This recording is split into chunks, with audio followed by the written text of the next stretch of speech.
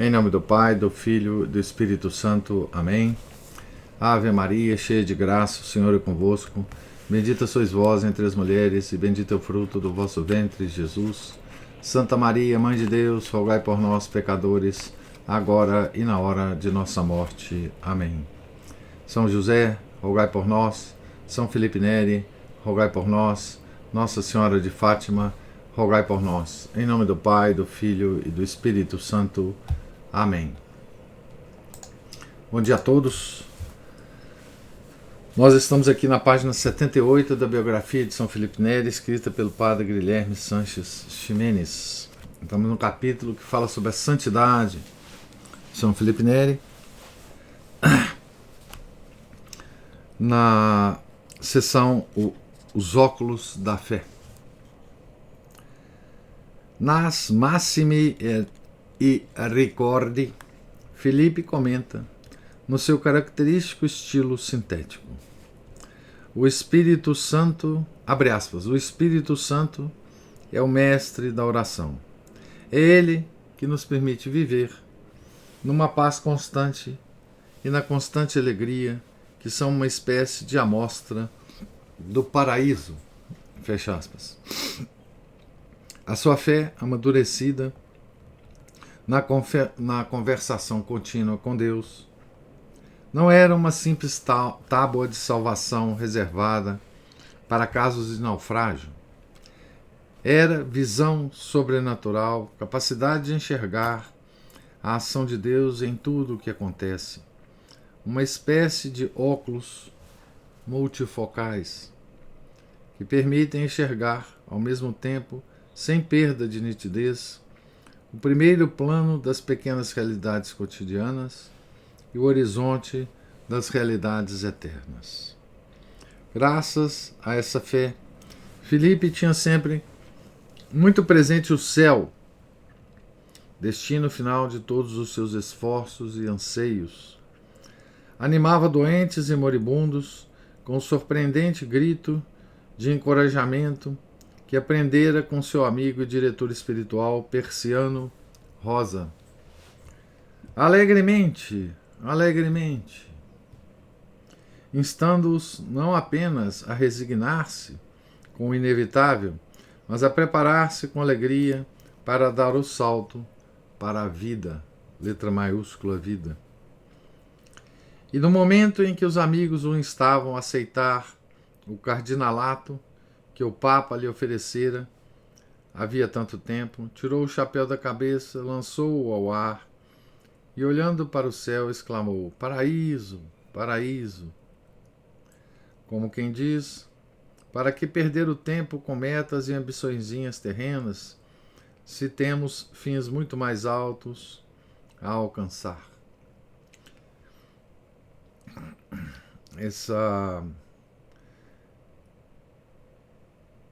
Esse acontecimento aqui apareceu no filme, né, o mais novo filme da biografia de São Felipe Neri, né? Ele jogando o chapéu, e eu prefiro o paraíso, né? Que é uma expressão dele, né? São Felipe Neri. Mas o Papa, que estava insistentemente oferecendo o cardinalato para São Felipe Neri, nós já vimos aqui, né? Era o Papa Clemente VIII, né, que foi um dos muitos clérigos, né, que teve São Felipe como diretor espiritual, né? Mas graças a essa mesma fé, Felipe dava todo o seu valor às realidades mais chãs. É famosa a sua exclamação em que é impossível não reconhecer qualquer coisa de muito maternal, certa vez em que assistiu a uma refeição dos noviços dominicanos de Santa Maria sopra Minerva. Abre aspas, comei, por favor, comei. Basta-me ver que saboreais com prazer a comida, para eu também engordar. Fecha aspas. Dizia que, abre aspas, a obediência é o caminho mais breve para a perfeição, porque sabia que essa virtude é o caminho pelo qual Deus manifesta explicitamente a sua vontade, a nossa fé. E precisava, com a experiência do diretor de almas, abre aspas. Não basta perguntar-se se Deus quer determinado bem que pensamos estar fazendo. É preciso perguntar-se de que modo Ele quer que seja feito, ou seja, de que maneira e em que momento. Saber reconhecer esta diferença. É nisto que consiste a verdadeira obediência, fecha aspas. Não é que lhe custasse obedecer, pelo contrário, sabia muito bem que, abre aspas, a obediência é o verdadeiro holocausto que oferecemos a Deus sobre o altar do nosso coração, fecha aspas. Saberemos apreciar quanta fé silenciosa se contém nessas palavras, se pensarmos na paciência com que o santo sofreu as perseguições, vindo de quem vinham, e se, para fazer o contraste, nos lembrarmos de quantos contemporâneos seus enveredaram pelo caminho paradoxalmente mais fácil do desespero e da revolta. Um Lutero, um Munzer, um Zwinglio, um Calvino, um Henrique VIII. Abre aspas. Ainda que Filipe desejasse de todo o coração a reforma, fecha aspas, escreve um dos seus biógrafos, abre aspas, não se esqueceu nunca de mostrar obediência e respeito nos confrontos com a autoridade da Igreja, um respeito e uma obediência sem os quais qualquer tentativa de reforma não teria feito senão aumentar e piorar os males existentes, fecha aspas. Se soube render-se inteiramente ao Espírito Santo presente nos seus representantes, também se sabia instrumento autorizado do mesmo Espírito.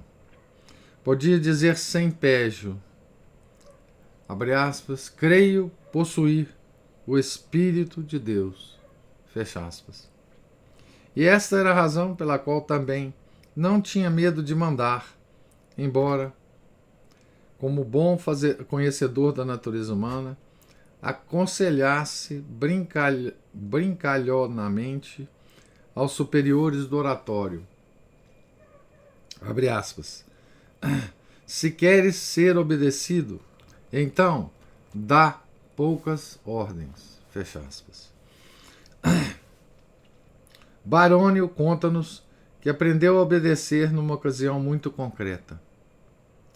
Certo domingo, Filipe mandou-lhe que fosse ao Hospital Santo Espírito, embora a todas as luzes não houvesse nada que fazer ali naquele dia.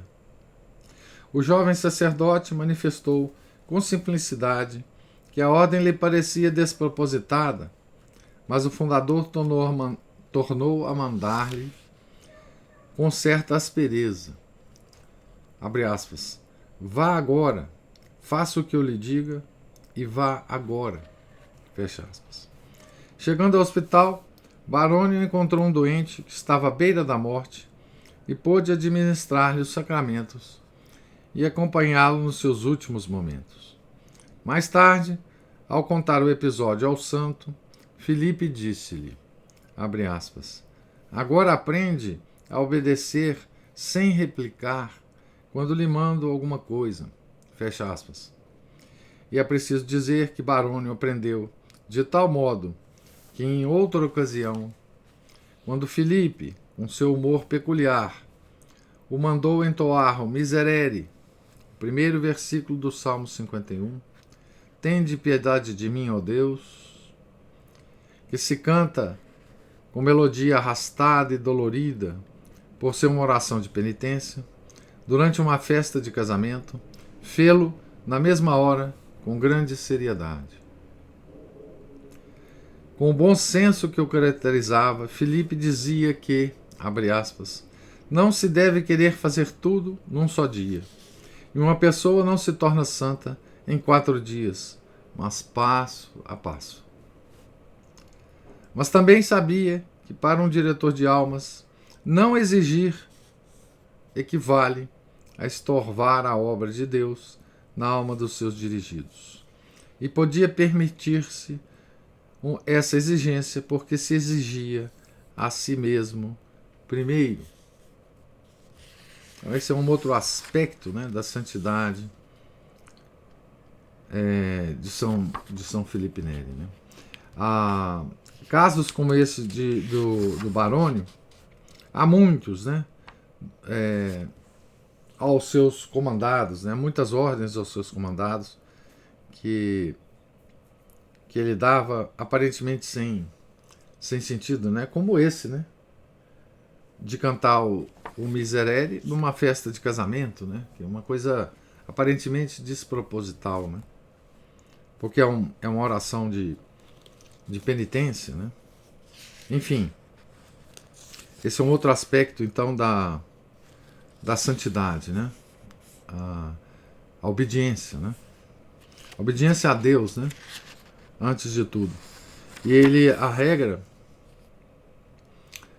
da obediência a Deus que ele deu, né? É uma regra de ouro, né? Então ele dizia: não basta perguntar-se se Deus quer determinado bem que pensamos estar fazendo. É preciso perguntar-se de que modo ele quer que seja feito. Ou seja, de que maneira e em que momento. Saber reconhecer essa diferença. É nisto que consiste a verdadeira obediência. Então, às vezes Deus pode querer alguma coisa de nós, mas de um certo jeito e num certo momento, né? Então, isso é muito mais do que pedir a Deus ou fazer uma oração para saber se Deus está querendo que a gente faça alguma coisa, né? Mas também pedi-lo para que ele nos dê luzes para saber de que jeito a gente pode fazer aquela coisa e em que momento, não é? Ele quer que a gente faça. Isso é uma distinção muito delicada, né? Nas nossas ações na vida, né? Diárias, enfim. O modo e o momento, né?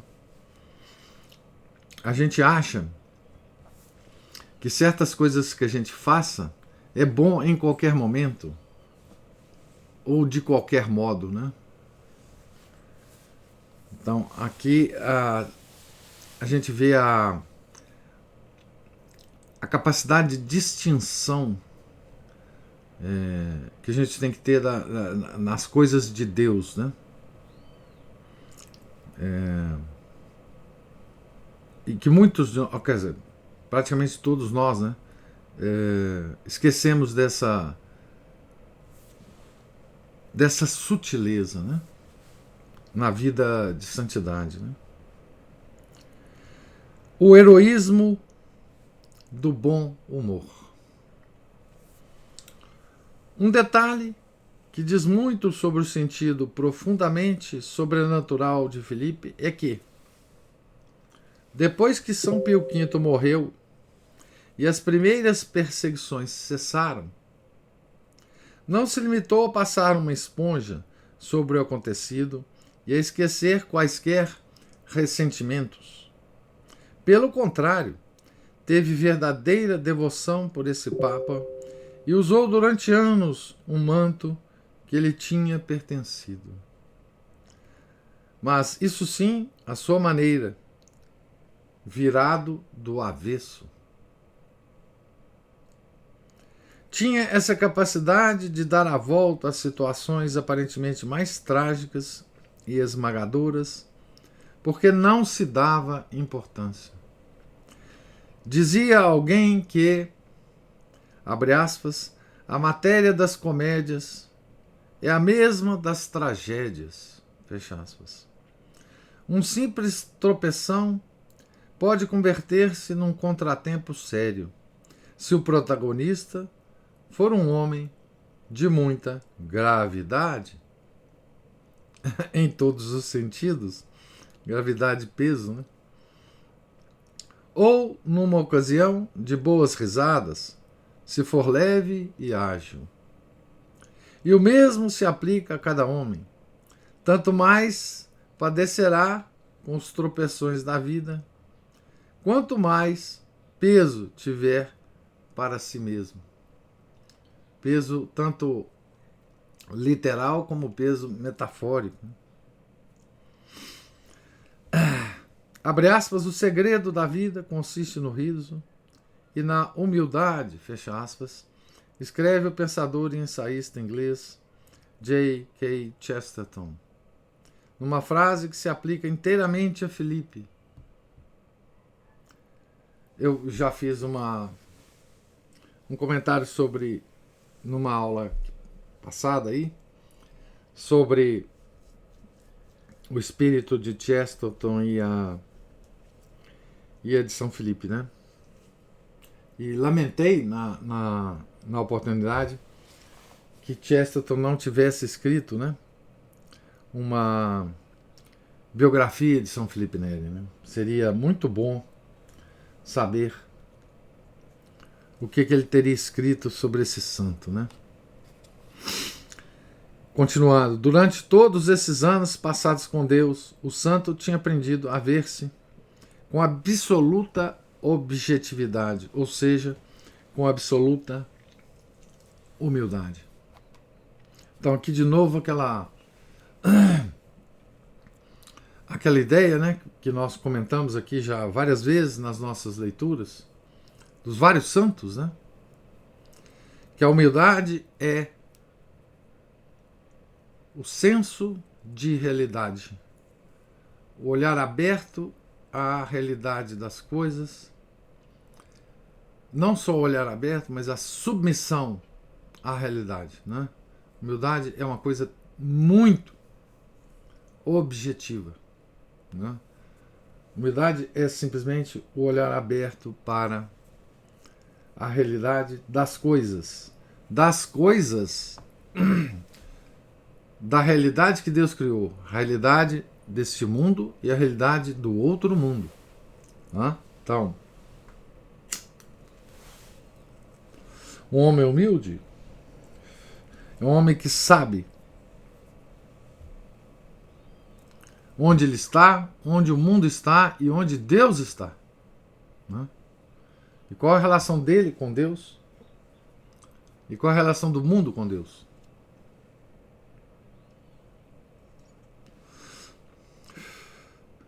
Ele pode saber isso com uma base intelectual muito forte, muito sólida, não é? Como, por exemplo, São Tomás de Aquino sabia, ou ele pode saber através das luzes da fé, não é? Como, por exemplo, um Santo Curadari sabia, não é? Mas, de qualquer forma, usando a frase do nosso autor aqui, o santo tinha aprendido a ver-se com absoluta objetividade, ou seja, com absoluta humildade. Então, nos ver em relação às coisas criadas e ao Criador, né? Isso que é a humildade. A humildade não tem nenhum aspecto subjetivo ou sentimental, né? A humildade é uma coisa absolutamente objetiva, né? As suas máxime abrem-se com o conselho que dava frequentemente aos seus filhos espirituais. Abre aspas, acima de tudo, deve-se ser humilde. Fecha aspas. Por isso, não dava um caracol pelo que pensassem a seu respeito e aproveitava todas as ocasiões de rir de si mesmo e para divertir os outros às suas custas, desviando assim os elogios que pudessem fazer as suas virtudes. Entre os vários santos já tiveram essas estratégias, né, de desviar, né, a atenção daqueles que chegam aos santos para elogiá-los, né? Vários santos tiveram várias estratégias para não ofender a pessoa que o elogia, porque ela sabe que a pessoa que está elogiando de bom coração, né? Mas para dissipar esse momento, né? Enfim, são várias estratégias carinhosas e caritativas, né, que os santos usam para simplesmente afastar esse espírito, né, de elogio, enfim. Entre os incontáveis episódios que há séculos se narram sobre o seu bom humor, citemos apenas estes. Durante anos, pôde-se vê-lo andar pelas ruas com uma vassoura invertida na mão e deter-se a cada poucos passos para inspirar-lhe o odor como se fosse um maço de flores, ou caminhar com um travesseiro sobre a cabeça, a modo de turbante, ou vestir-se com um casaco de caudas de raposa, que mais tarde daria a um de seus companheiros, abre aspas, para que não sofresse demais com os rigores do verão, fecha aspas. São travessuras, né? São travessuras dos santos, né? E tem várias outras, né, que se conta, né? Num grau talvez maior do que todos os outros santos, Filipe fez desse bom humor simples, alicerçado na humildade, uma verdadeira tática de vida espiritual. Era um otimista nato, divertido por temperamento, mas serviu-se desse traço da sua personalidade como meio para combater o orgulho na sua raiz, no excessivo apreço pela própria imagem. Um conhecido oratoriano inglês do século passado, nós conhecemos todos nós conhecemos esse oratoriano inglês, Frederick William Faber, afirmou, abre aspas, o rigor ascético de São Felipe Neri é tal que se adapta perfeitamente ao nosso tempo moderno. Renúncia às comodidades e uma normalidade constante, que, no entanto, não se leva muito a sério. Ele trouxe um novo elemento à vida espiritual, o heroísmo do common sense, do bom senso. Fecha aspas.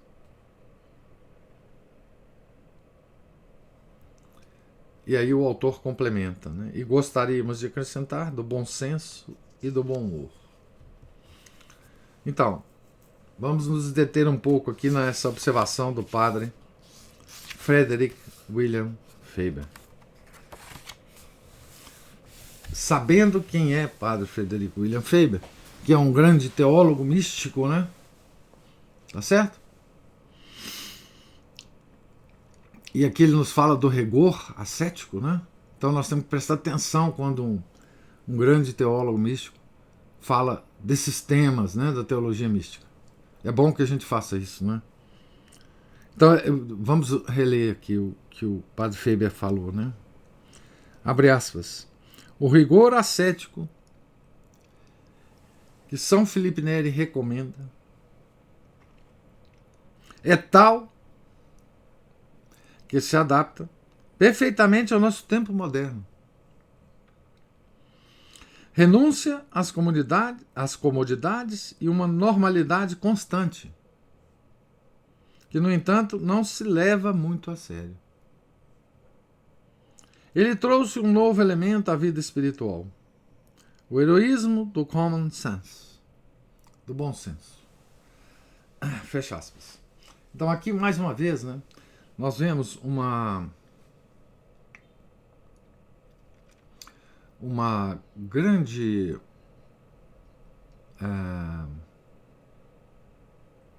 uma coisa comum, né, entre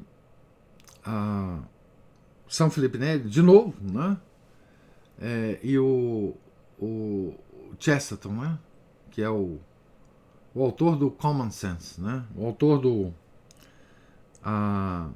o defensor do Common Sense, né, do homem comum, inclusive, do homem da rua, né. Ele gostava de se dizer, de se considerar, né, ele era o defensor do homem da rua, né, daquele homem normal, né, da época dele, né. E Padre Faber chama atenção para esse aspecto de São Felipe Neri, né? Ou seja,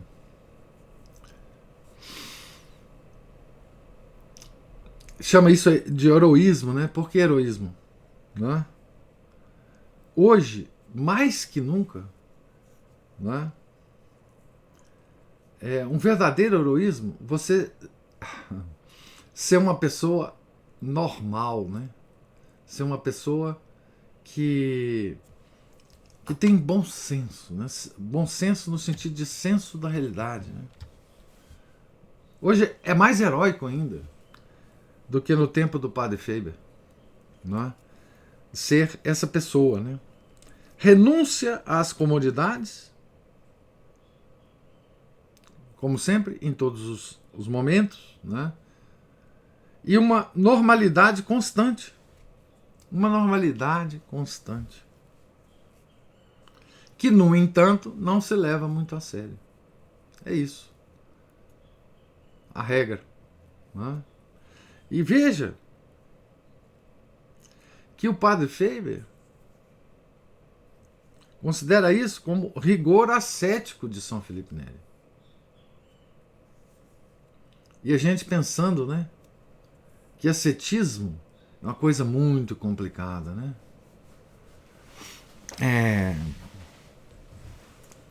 Inclusive o nome, né, da teologia ascética e mística, né? É um negócio tão elevado, né? Você fala, nossa senhora, meu Deus, como eu vou fazer, né, para entender isso, né? Então, esse pequeno comentário de São Felipe, de Padre Faber, né, nos traz para o chão, né, essa tão complicada teologia ascética, né? Certo? Mais uma vez eu digo que a teologia ascética é uma coisa prática, né? Para a gente aplicar na nossa vida cotidiana, em todos os aspectos, em todos os momentos, né? Certo? Continuando aqui. Não é que desprezasse os meios tradicionais de penitência corporal. Francesco Tarudi testemunharia no processo de canonização que, abre aspas, por muitos anos levou uma vida de eremita, alimentou-se pouco de fruta e pão e dormiu com roupa do corpo, fecha aspas, onde quer que encontrasse lugar. Mas sabia que a penitência corporal não é a mais importante e que a grande ascese é a mortificação do amor próprio, do egoísmo, mortificação da vontade, né? A uma pessoa que queria fazer grandes penitências dizia, abre aspas, se quereis a todo custo exceder-vos em alguma coisa, excedei-vos em ser particularmente doce, paciente, humilde e amável, que isso já de per si se va bene. De per si se va bene. Fecha aspas. Se quereis a todo custo exceder-vos em alguma coisa, nas suas mortificações, nas suas penitências, né? Excedei-vos em ser particularmente doce, paciente, humilde e amável. Que isso já é de per si va bene. Que isso já de per si se va bene. Foi nessas virtudes singelas, infantis, que Filipe encontrou a alta estrada para a santidade. Naquele seu estilo divertido, mas ao mesmo tempo profundo, ensinava, abre aspas, a santidade do homem está no espaço de 3 dedos. Tudo depende de se mortificar o razionale, fecha aspas, e punha com energia 3 dedos sobre a testa, o racionale. Com esse racionale, não designava tanto a razão, a capacidade de entender, mas, sobretudo, o amor próprio egocêntrico, do qual nascem todos os males. Os ódios e desavenças, o desejo de ter razão em tudo, as obstinações teimosas e cegas, as mentiras e as mentirinhas, as críticas dirigidas contra tudo e contra todos, a falta de misericórdia. A santidade do homem está no espaço de 3 dedos. Tudo depende de mortificar o racionale. Por isso, mortificava-se de preferência nesses pequenos detalhes concretos a que a vontade costuma apegar-se com mais força, porque exprimem, por assim dizer, a nossa essência pessoal. É verdade que, como vimos, amava em extremo a pulcritude e o bom gosto. Gostava de ter o seu próprio cálice para celebrar a missa, a fim de não ter que usar o de outros padres. E as suas roupas, sempre pobres, andavam muito bem limpas. Mas para contrariar frontalmente essa tendência, forçava-se às vezes a usar em plena rua um par de horríveis botas brancas ou andar com a barba feita pela metade. Isso é também uma das coisas engraçadas que se conta, né? Ele fazia só metade da barba, né? De um lado ou de outro. Uma desbotada camisa vermelha, que fugia especialmente a todas as regras de elegância, tornou-se uma das peças mais características do seu vestuário. E eram comuns os dias em que saía pela rua usando o barrete caído sobre uma das orelhas. Por essa mesma razão, não gostava nada de solenidades, muito menos daquelas que de alguma forma atraíssem atenção para sua pessoa. Numa ocasião em que altos prelados da Cúria e até um representante do Papa Sisto V participavam de uma cerimônia na Chiesa Nuova, começou a puxar a barba de um solene guarda suíço. E tinha a preocupação de infundir esse espírito nos seus oratorianos. Imagina, né? Ele puxando a barba do guarda lá. Uma das poucas proibições que lhes fez foi justamente a de fazerem parte do séquito de cardeais, príncipes e outras personalidades, função de poucas responsabilidades e bastante prestígio.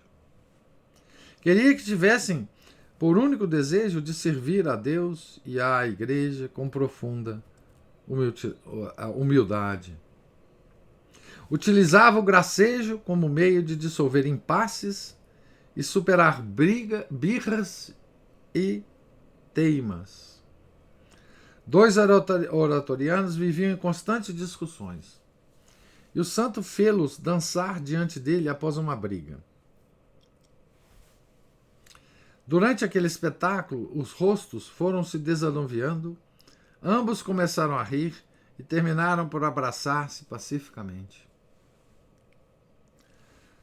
Tratava até as mais altas personagens da Cúria com seu caráter brincalhão e zombeteiro, desde que fossem capazes de entender uma boa brincadeira.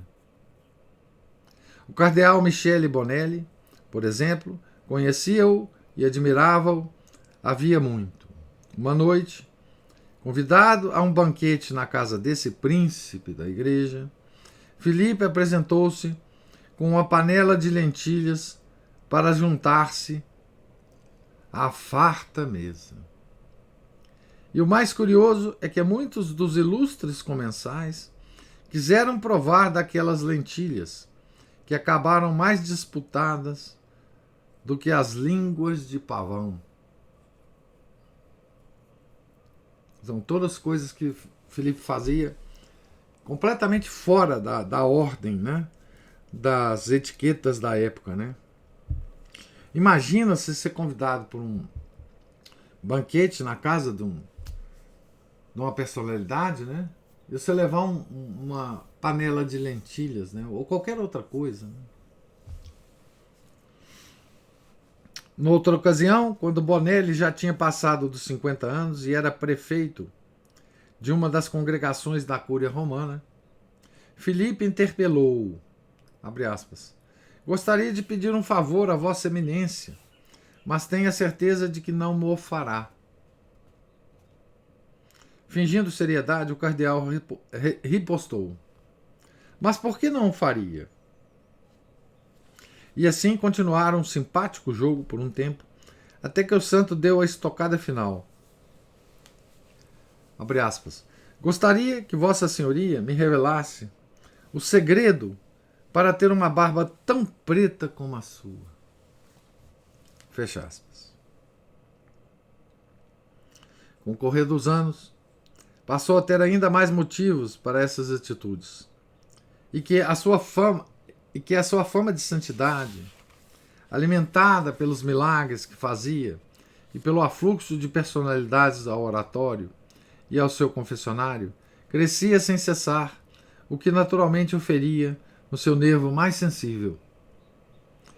Quando uns prelados poloneses subiram cheios de curiosidade para o seu quarto para ver o santo, o fundador pediu a um discípulo que começasse a ler-lhe em voz alta um livro muito divertido, que guardava desde os tempos de Florença, enquanto ele mesmo se punha a rir desbragadamente.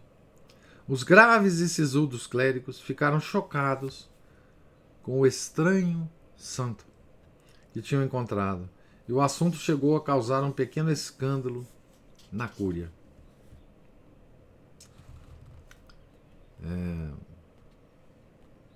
Todas essas coisas são estratégias, né? Aquelas estratégias que eu comentei, né? Estratégias para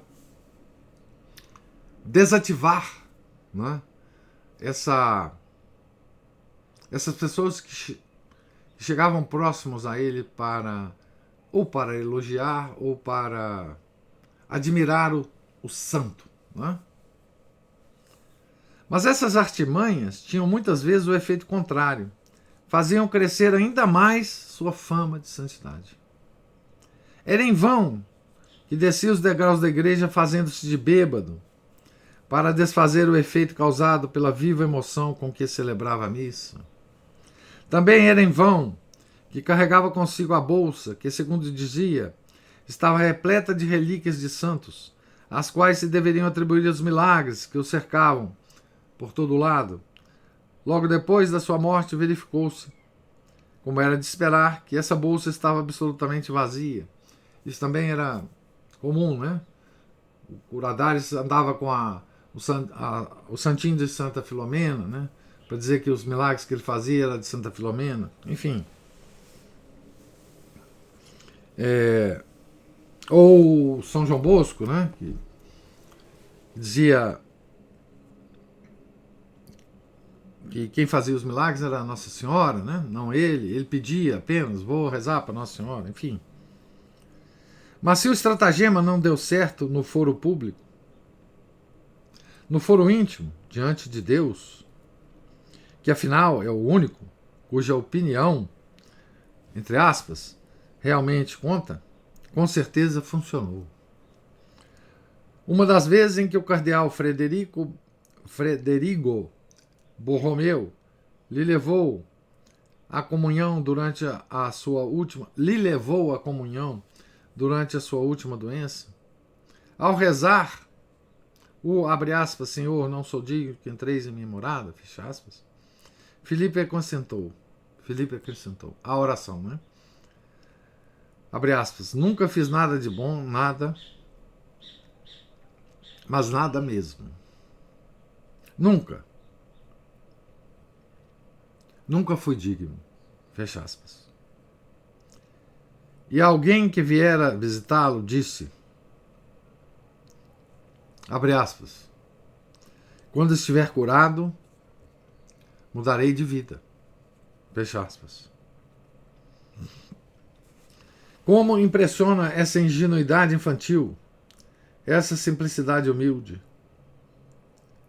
Quando o santo contava tantos anos de serviço a Deus e eram tão palpáveis as provas da sua santidade. Tinha verdadeiramente conquistado a infância, condição necessária, segundo o próprio Senhor, para entrar no reino dos céus. Aqui ele cita Mateus 18:3. Então, vou terminar aqui a leitura, na página 89.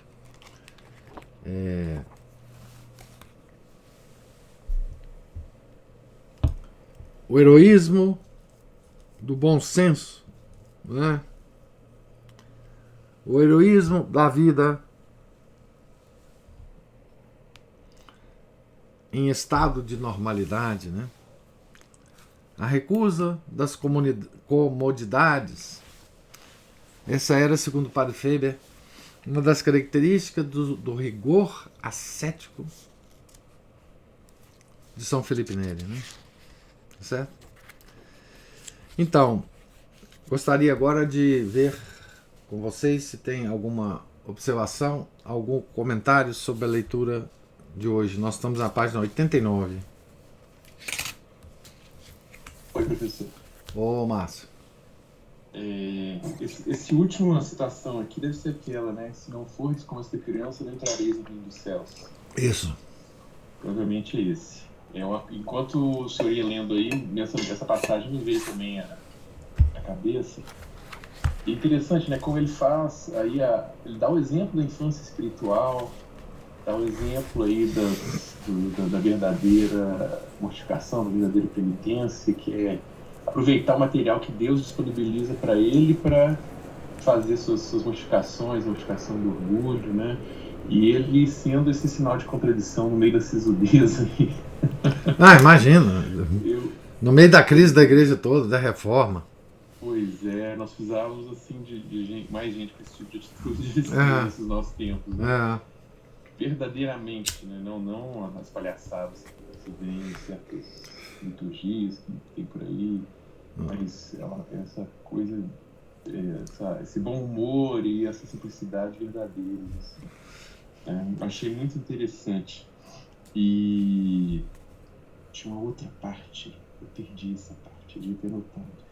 O senso comum, né, o common sense ali, do homem comum daquela época, né? O senso comum de hoje em dia tá uma coisa completamente enlouquecida, digna do manicômio, né? Mas o engraçado, esse senso comum inglês, Márcio, eu aprendi isso com o Chesterton. O common sense não é exatamente o senso comum como a gente traduz, né? Uhum. É aquele sentido interno de São Tomás de Aquino. Uhum. É o sentido do senso comum interno. É um dos 6 sentidos internos, né?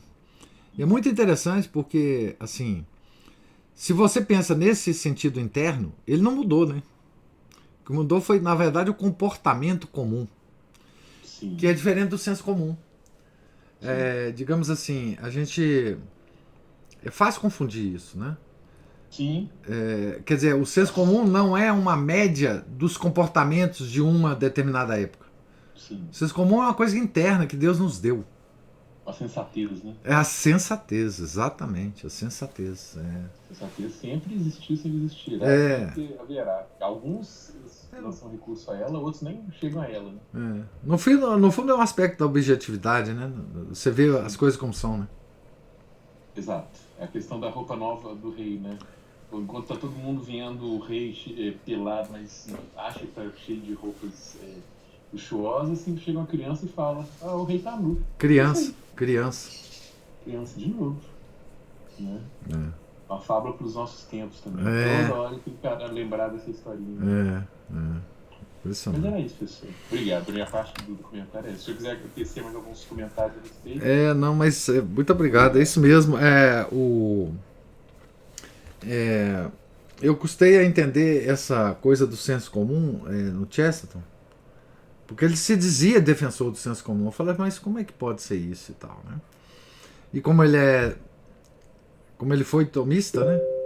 Eu tive que recorrer a São Tomás para entender um pouco isso, né?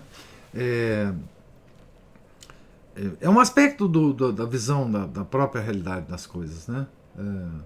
Enfim, quando São Felipe Neri, né, usava do humor, porque veja, ele usava do humor sempre, principalmente do humor em relação a ele mesmo, né? Ele se vestia assim, assado, ele punha travesseiro na cabeça, ele cortava a barba pela metade. Então, ele chamava para si as gracinhas que ele queria fazer, né? Ele queria que as pessoas rissem dele, né? No fundo era isso, né? E descontraísse, né? E ele, assim, enfim, ele usava às vezes as pessoas, mas que ele tinha certa intimidade, né? Como esse cardeal, né? Da barba, né? Enfim, um cardeal já velho, né? Já mais de 50 anos, né? Ele perguntando sobre a barba negra dele, né? Aquela madame que foi pedir conselho para ele, né?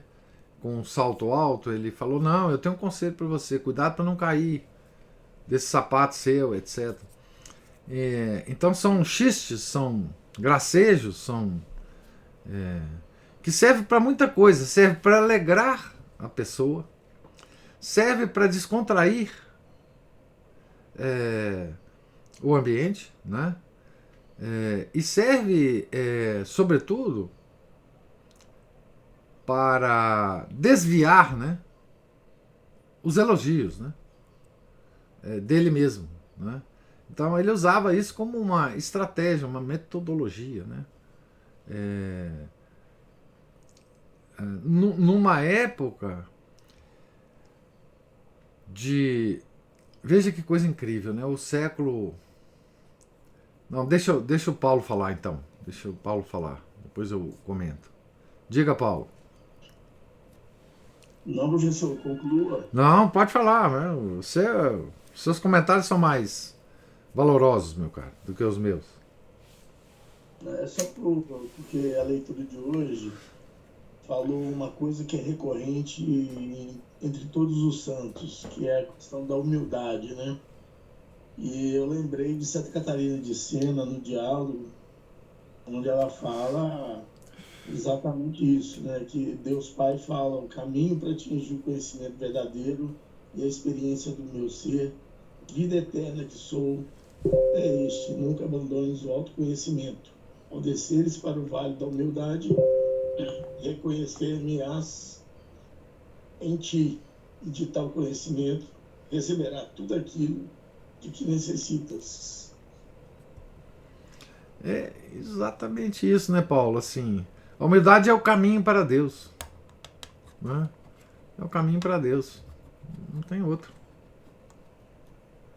Porque só reconhecendo a realidade de Deus e a sua, é que você vai ter algum contato com Ele.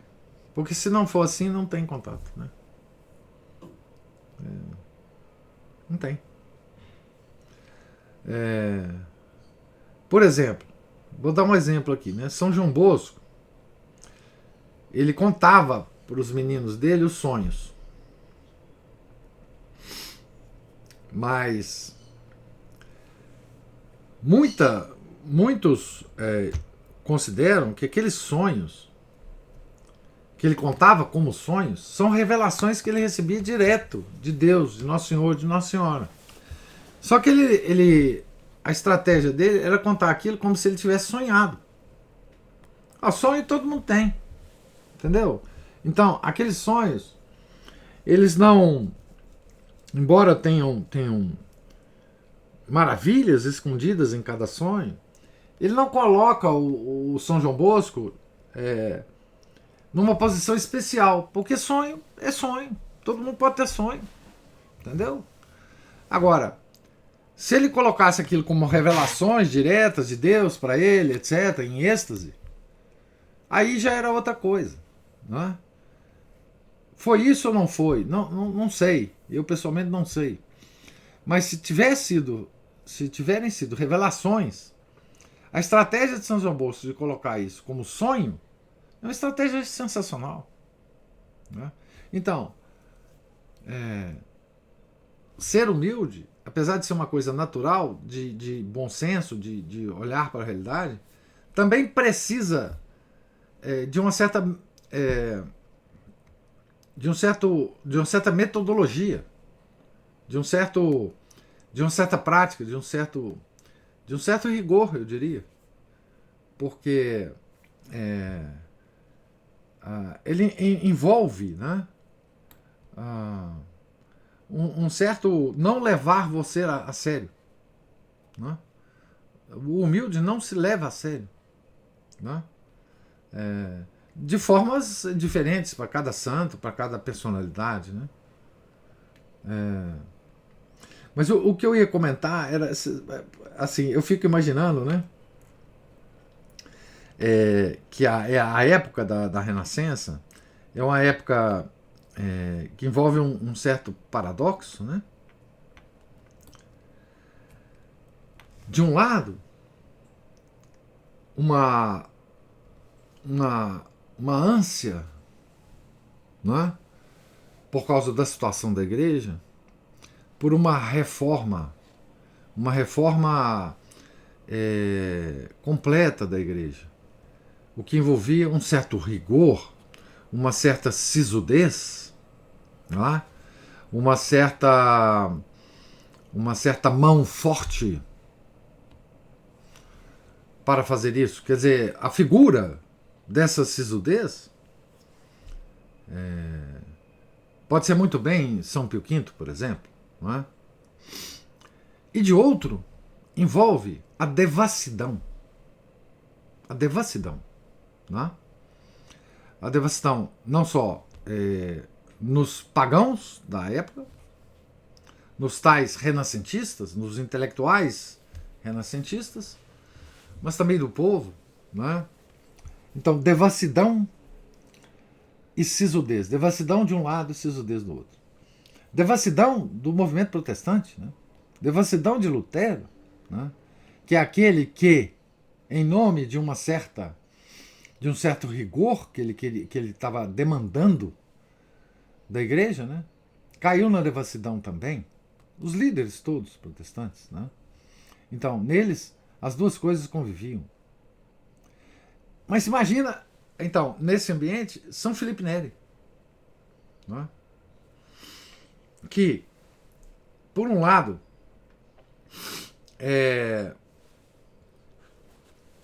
não tinha nenhuma sisudez em si, nem no seu apostolado, não é? E era em si a figura da pureza do século, quer dizer, da antidevassidão, não é? Era um caminho que ele estava oferecendo para a Renascença, para Roma, cidade eterna, o apóstolo de Roma, né? Que, de certa forma, evitava essa polaridade, né, entre a sisudez e a devassidão, né? Uma leveza espiritual, né? Ele trouxe uma leveza espiritual para o século, né? Um século de tantas contradições e paradoxos, né? Uma espécie de vivacidade, né?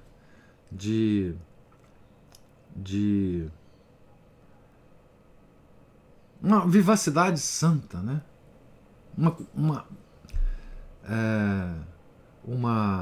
Ele ensinava, né?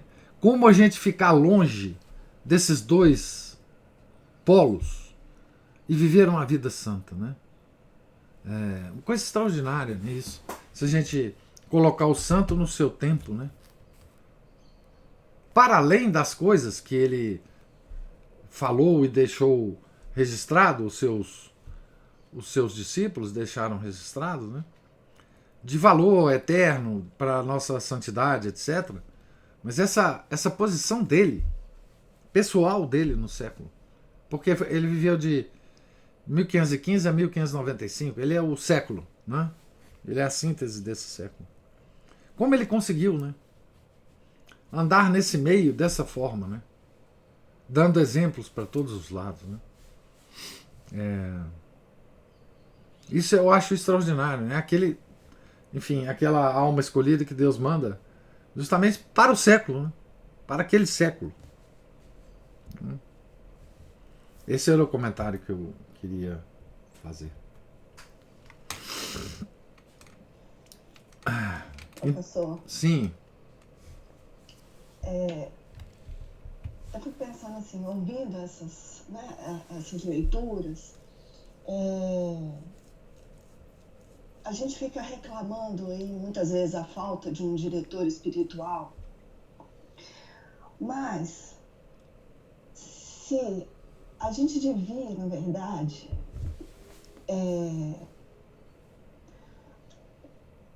aproveitar dessas leituras, porque esses santos, eles não são professores apenas com as ações deles. Porque, como diz o Senhor, sempre eles são almas escolhidas, capazes de coisas que nós não somos capazes. Mas eles são professores. São. Então, o São Francisco, eu já falado, o professor Felipe Neri, o São Felipe Neri, ele tinha os oratorianos, aqueles que eram pessoas comuns, não eram essas outras almas escolhidas. Não. Embora eles convivessem, é impressionante como eles eram amigos de outros santos, né, nessa época, de tantos que abundavam, né?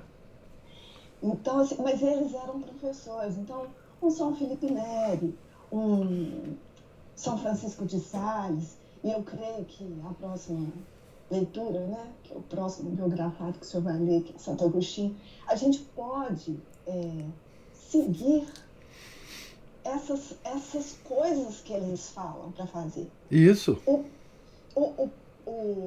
Paulo falou aí, lembrou aí de Santa Catarina de Sena e falou do autoconhecimento, né? A gente tem uma mania de querer que as coisas mudem sem que a gente faça nada diferente para elas mudarem. A gente tem que procurar abrir os nossos olhos para isso. E a gente está tendo uma oportunidade, conhecendo a vida desses santos, de participar daquilo em que eles ensinavam. E a gente procurar, pedindo a Deus, né, que nos ajude, que nós tenhamos boa vontade. Por isso, o senhor hoje falou aqui da obediência. Aí a gente fica se perguntando, o que é obedecer? Mas esse próprio homem vem logo em seguida dar ensinamentos do que é obedecer a Deus. Isso. Então a gente vai caminhando nos nossos dia a dia, com os nossos afazeres, com a nossa vida ali pequenininha, trivial, procurando obedecer. E olhando, aí volta ao autoconhecimento que o Paulo mencionou, que é olhar por trás, parar um tempinho para olhar por trás de uma ação nossa, o que a motivou. Então, assim, porque eu estava ouvindo um exemplo outro dia que eu achei bastante interessante, que é assim, Uma pessoa pode dar uma esmola de R$5 a alguém que necessite. Por boa vontade, porque ela vê naquela alma ali alguém, uma outra criatura de Deus, né? Por amor a Deus, ela quer ajudar aquela outra alma. E pode vir uma outra pessoa que dê R$200, mas cuja motivação foi que os outros saibam que ela deu R$200. A pessoa que recebe, provavelmente, para ela vai ser melhor, mais útil, R$200 do que R$5. Ela vai se beneficiar mais dos R$200. Mas aquela que deu R$5, ela se beneficia mais da esmola que ela deu. É claro. Porque a motivação que foi outra. Foi uma motivação mais de acordo com a vontade de Deus. A caridade. Sendo obediente a Deus. Isso. Então é isso que a gente deve procurar, né? E a gente, assim, é lógico que nós vamos cometer vários erros, porque nós não podemos ser levados a sério, como eu disse aqui, né? Mas que nós precisamos olhar para isso, né, professor? Cometer erro tentando acertar. Isso. E ver que, olha o que eu fiz, né? E da próxima vez eu vou tentar fazer um pouquinho mais certo. E aí, porque a gente é assim, né? A gente dá 2 passos para frente, volta 1, né? Volta 2. Isso. E, não é? E é assim mesmo, porque nós temos a marca do pecado original. Mas a gente tem que estar olhando para essas biografias, para que todo esse trabalho que o senhor tem de ler com a gente essas biografias de manhã não seja um trabalho em vão, né? Não seja apenas para dizer que eu conheço quem foi São Felipe Neri, que ele faça parte da minha biblioteca, não é? Não é nesse aspecto que a gente tem que ler a vida de santo, né? Uhum. Não é puramente para obter, enfim, conhecimento intelectual, assim, rasteiro, né? Ou saber discorrer. Não é isso, né? A gente tem que, enquanto lê a vida do santo, se tornar discípulo dele, né? Talvez seja por isso que o senhor diz até que o senhor não é devoto de missa. Eu não tenho personalidade nenhuma. Cada santo que eu leio, eu me torno devoto. Não tenho personalidade nenhuma.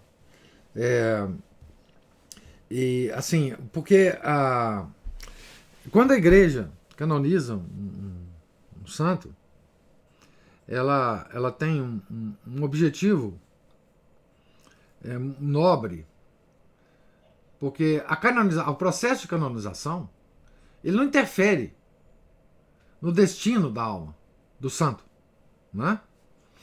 Tanto é que, enfim, existem muitos santos que estão já na bem-aventurança eterna que não foram canonizados, né? Hoje mais que nunca, mas, enfim, o que ela procura é nos oferecer um exemplo de vida.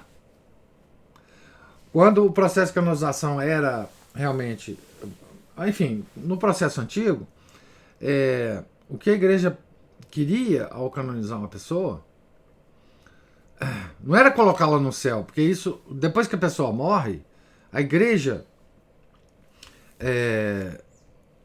visível hoje no mundo, ela não tem mais jurisdição sobre aquela alma, não é? Então, o destino daquela alma pertence a Deus. Mas ela, no processo de canonização, ela está mais preocupada com quem fica desse lado de cá, né?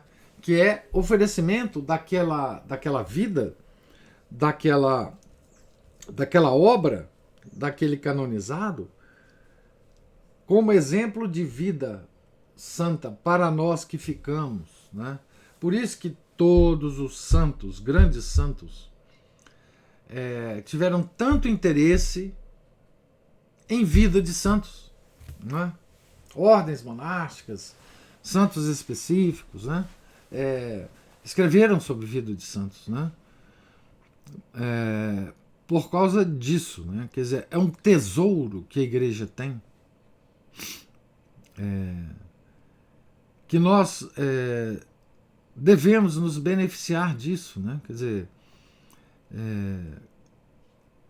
através da leitura dessa vida, tentar acolher aspectos da vida desse santo que nos são particularmente a cada um de nós, né? Impactantes na nossa vida. Cada um vai tirar dos santos, da vida dos santos, né, particularidades que se adequam à sua personalidade, ao seu modo de vida, à sua forma de ver as coisas, né? E assim a gente vai se enriquecendo, né? Enriquecendo de exemplos, de modos de comportamento, de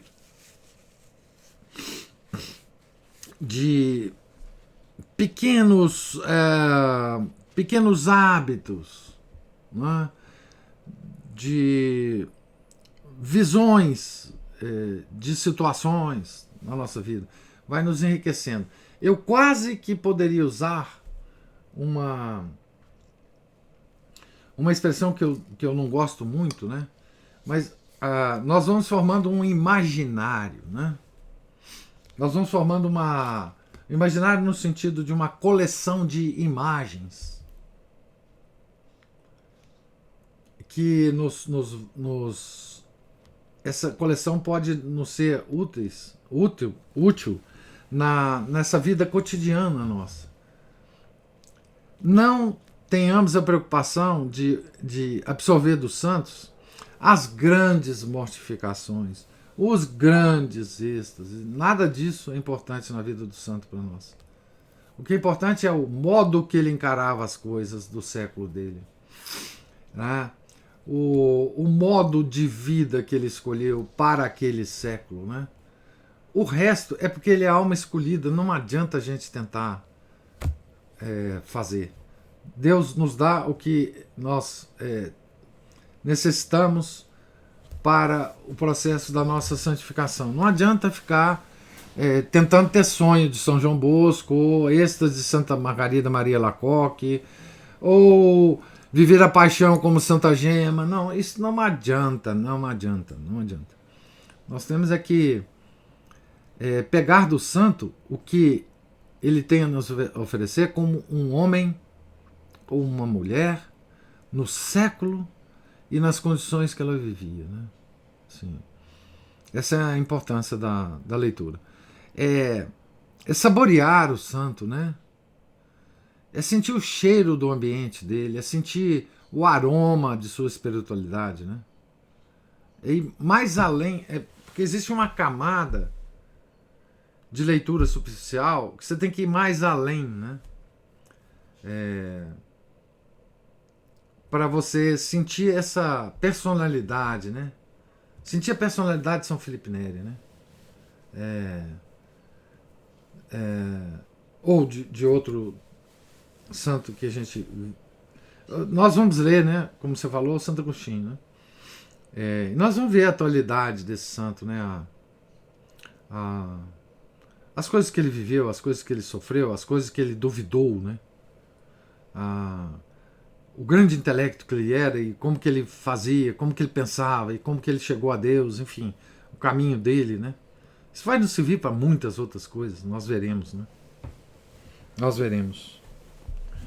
Mas é um panteão enorme de santos, né?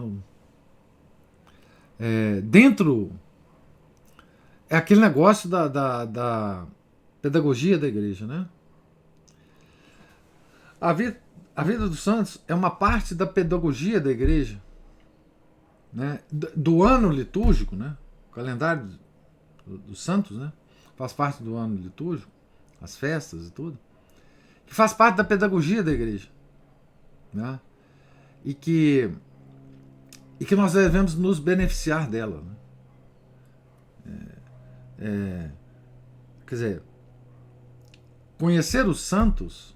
Por isso que a igreja sempre teve muita preocupação, padres e congregações, né, de editar livros da vida de santos. E tem várias formas desses livros. Tem as biografias curtas para você ler diariamente, não é? Tem as biografias dos santos para crianças. A igreja sempre teve um esforço danado para disponibilizar a vida dos santos de uma forma para qualquer pessoa ter acesso. Não precisa ficar lendo biografia como a gente lê aqui. Longas, comentadas e recomentadas. Não precisa. A igreja tem formas de fazer chegar às pessoas níveis diferentes para que as pessoas tomem contato com a espiritualidade dos santos, né? Aquele 2 volumes, né? Que foi editado na década de 50, que é maravilhoso, né? A Luz Perpétua, se não me engano. É um livro que tem a vida dos santos resumida, mas que traz tanto conselho, aquilo pode ser lido em família, né? Então, o hábito de leitura de vida de santo é uma coisa assim pedagógica das mais necessárias para nós, das mais necessárias, né? Por isso, a gente precisa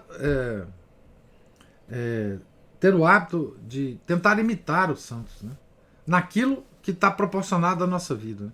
É o que você falou, é no nosso cotidiano, né? É naquilo que a gente pode fazer a cada dia que a gente vive, né? Você não pode querer viver vários dias num só, né? Então a cada dia tem um santo para nós, né? A cada dia tem um exemplo para nós. O martirológio está cheio. Cada dia tem um tufão de santo para a gente. E tem, por exemplo,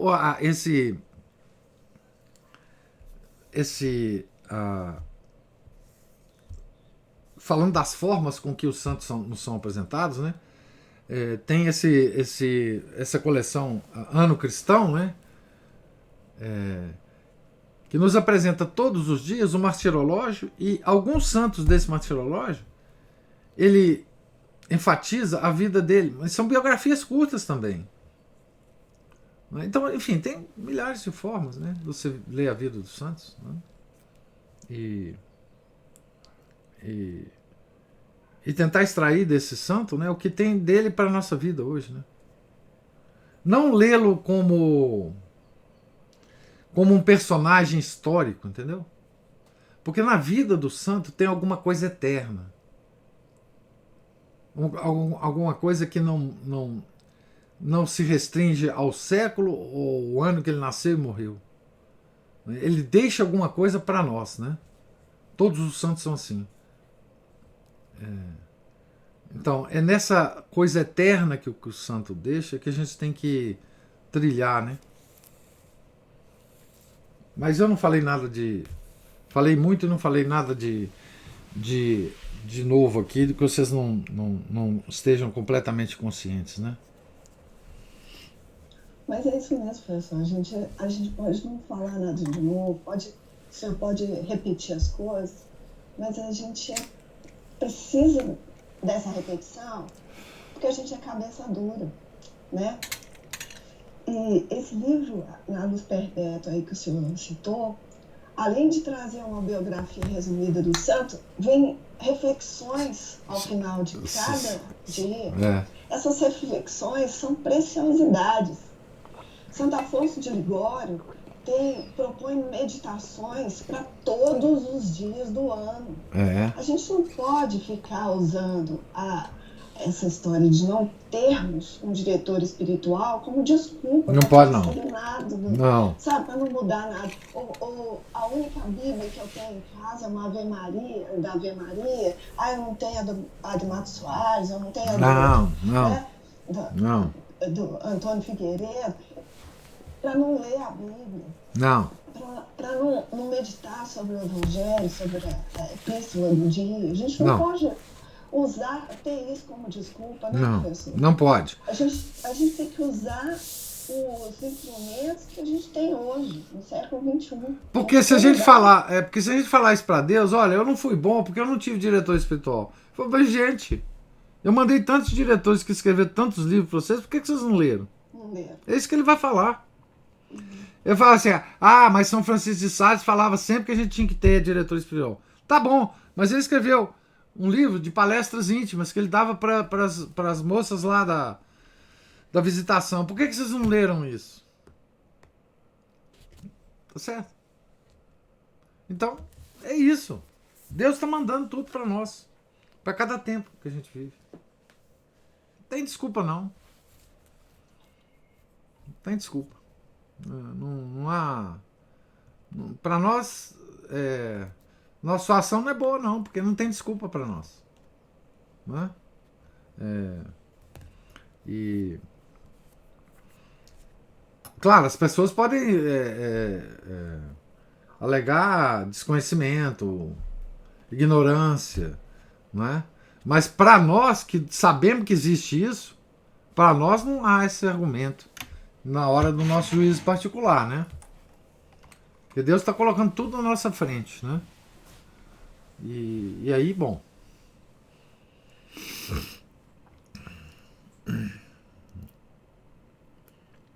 Mas é isso. Algum outro comentário, alguma outra observação? Então nós estamos aqui na página 89. E amanhã será... talvez não amanhã, mas vamos ver. Talvez amanhã a gente termine aqui essa biografia. Amanhã é terça, né? Dia do meu santo de devoção máxima, que é o Santo Antônio. E na quarta a gente começa, né? Porque eu imagino que quem já ficou interessado em comprar o livro já deve ter comprado, ele está em edição, né? O livro de Santo Agostinho. Tá certo? Deus lhes paga a presença, a paciência, né? Os comentários, observações. Tenham todos um santo dia, fiquem com Deus. Em nome do Pai, do Filho e do Espírito Santo. Amém. Ave Maria, cheia de graça, o Senhor é convosco.